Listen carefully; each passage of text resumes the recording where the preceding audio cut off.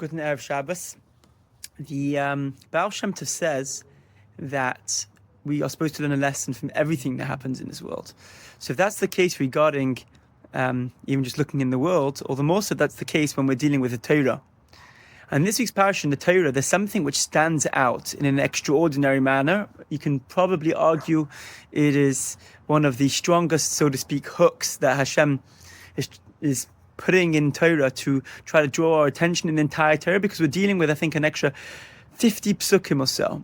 As in Parsha Nasso, when it discusses the Nasiim, it goes, and by the Nasiim, it mentions again and again, every single time a Nasi gives a carbon, it mentions again the karbanos that they brought, and it brings the 4 or 5 psukim every single time. And obviously the way the Torah would have done, if it wanted to be brief, was it would have gone and it would have actually just written by the first one, or written every single Nasi brought and mentioned the list.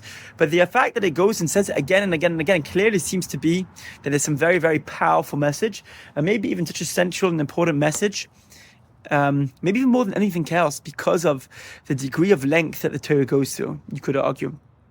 So what is the explanation and what's the message? So you could possibly explain that based on the following story. Mendel Futfas was once in Kvar Chabad, and a Bach came over to him with a piece of news. And he shared that I heard a certain piece of news, and he started telling him Mendel Futfas. And Mendel Futfas went and he asked a lot of questions about what happened. And the conversation went for a good, maybe 5-10 minutes, asking questions and wondering and trying to get more of the details. And the conversation went on. That bacher moved over to the side, and a few minutes later, another bacher comes in, and this next bacher comes in, and he's also same thing, same piece of news. Says you heard the news? He starts mentioning the news, and remember the Futfas asks some questions and is involved again another 5-10 minutes, and he's interested and asking and focused. And then on the third time, the same thing. After that happened 3 times, the first bacher who saw the whole thing, he says, "I don't get it.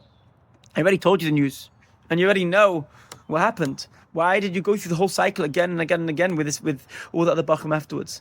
So Ramon de Futfas said, "Do you think that I actually was interested in the news that you had to say? It wasn't the news. I wanted to connect with you. I wanted to hear you, and to hear how you're doing and how you are processing this news and how you view the news, so maybe I can have a certain understanding of you and your relationship with what happened." And then Ramon de Futfas said, "And what you don't know," he said to the first bacher, "is I knew about the news even before you told me the first time."